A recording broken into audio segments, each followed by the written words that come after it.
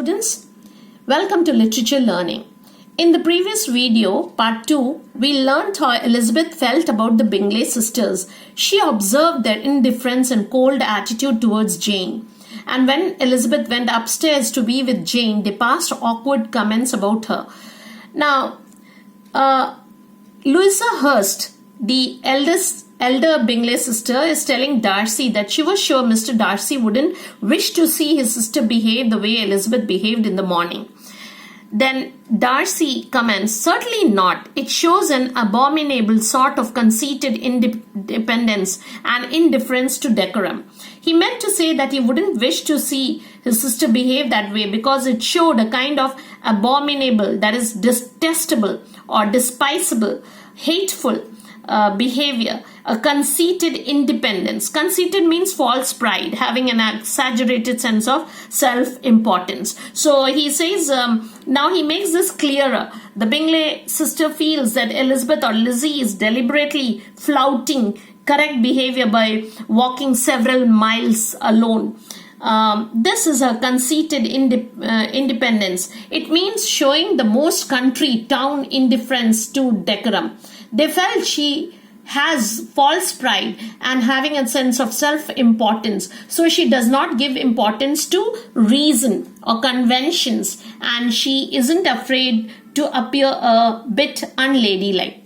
So it was unladylike during those times of Jane Austen, to act on impulse or upon feelings rather than following the norms and conventions of the then society. In the film strip also, you might have noticed Elizabeth does not bow to each and every person except elderly people.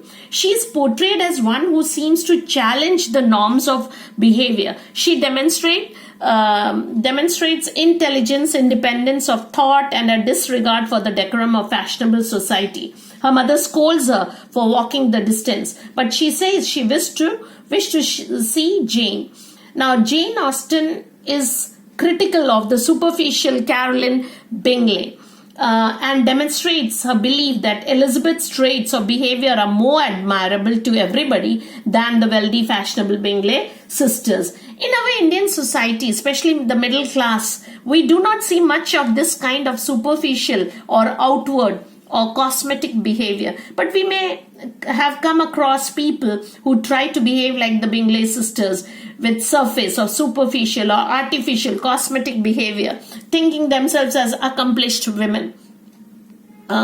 They are not genuine people or authentic people. They are not natural people, but the ones who try to show off, and in one word we can call them snobs, people with snobbish behavior. But from the novel, the film, we come to know that even Darcy, who himself was a conceited person and a snob, disliked Elizabeth for her class and behavior.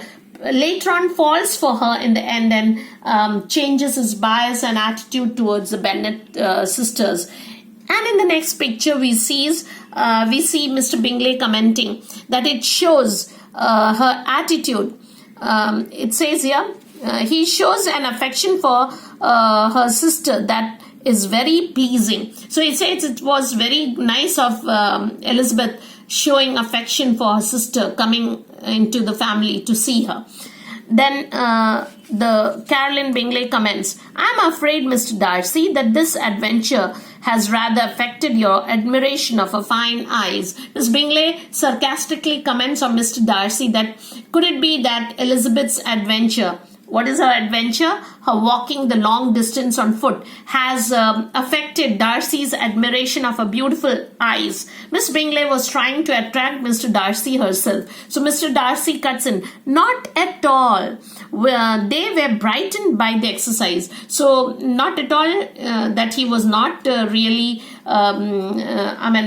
enticed by her eyes, but he was rather enlightened more on the topic. And Miss Bingley, you can see, is relieved. She's smiling.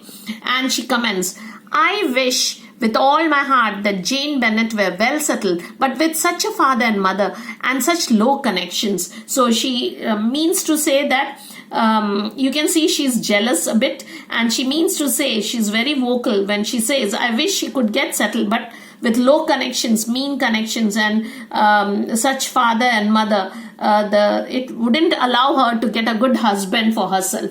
Again, Mr. Bingley chips in and says that does not make them one jot less agreeable. So Mr. Bingley is not agreeing with their comments. And then you see, but Darcy goes along with the women, but it is very materially lessens their chance of marrying men of any consideration. So this kind of attitude will lessen their chance to get good husbands for themselves. We go on to the next page. So here it says, Elizabeth joined the others in the drawing room after Jane was asleep. So we see that she comes down and she's joining in because the rest of them are playing card games, but she doesn't join them, and she comes and holds a book and starts reading. Now you see here Miss Caroline Bingley is commenting, Miss Eliza Bennet is a great reader and has no pleasure in anything else. And then this should be Mrs. Hurst, and Mr. Hurst comment, do you prefer reading to cards? So they ask her to come and play cards. And then on what Louisa commented, Elizabeth comments, I deserve neither such praise nor such censure. So she says that Elizabeth once again joins the group, but then she's not going in with them.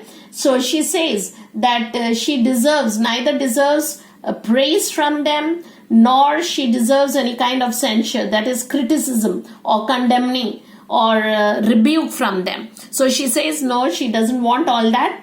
Then Elizabeth tells them that she denies all comments, but Mr. Bingley says good words for her. I'm sure you have pleasure in nursing your sister. So he means to say, I'm sure, I know you like nursing or taking care of your sister. In the next set of pictures, we see the Bingley sisters are only bragging and boastful about their accomplishments. So they say, you have a delightful library at Pemberley, don't you, Mr. Darcy? So she's asking Mr. Darcy that he has got a huge library in Pemberley, which is his home. And Mr. Darcy goes on to say, it has been the work of many generations. So he means to say that the library is so vast and good because of the collections and contributions made by his father and forefathers.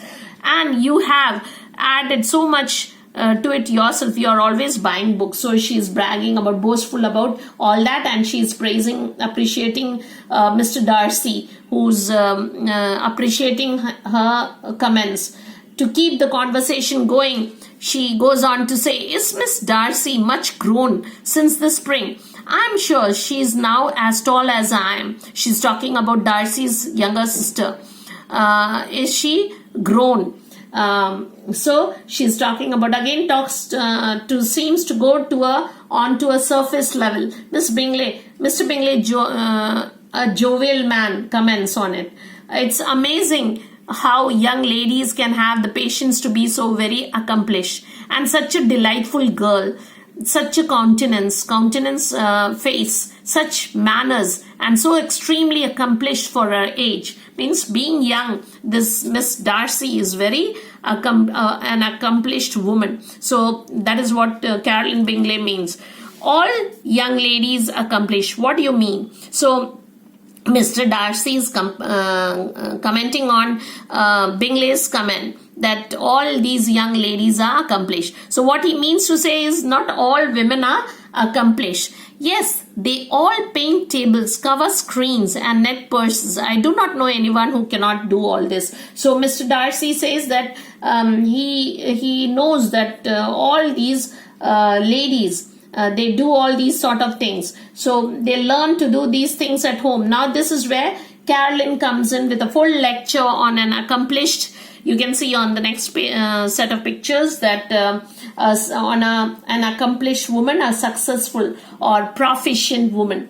So let's read what she says. A woman must have a thorough knowledge of music, singing, drawing, dancing, and modern languages. And besides all this, she must possess a certain something in her air and manner of walking, the tone of her voice, her address and expressions, or the word will be but half deserved. So Miss Carolyn considers an accomplished woman to know how to play music, sing, draw, dance, and know all modern languages, talking fluently.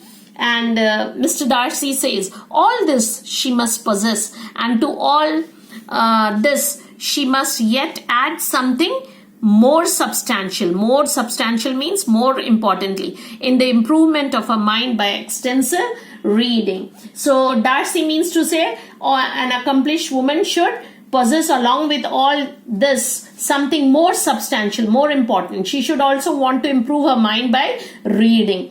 Elizabeth goes on to say, I am no longer surprised at your knowing only 6 accomplished women. I rather wonder at your knowing any. So Elizabeth comments that she knew that he knew only 6 accomplished women, and therefore thought that he did not know any woman at all. Then Darcy comments, are you so severe upon your own sex? Meaning, was she very harsh on her own sex? What is her sex? She's a woman. So is she cruel about women in general? He's asking. Darcy, who's asking? Darcy. Then the last comment comes in from Elizabeth herself. I never saw such a woman. I never saw such capacity and taste and application and elegance as you describe united.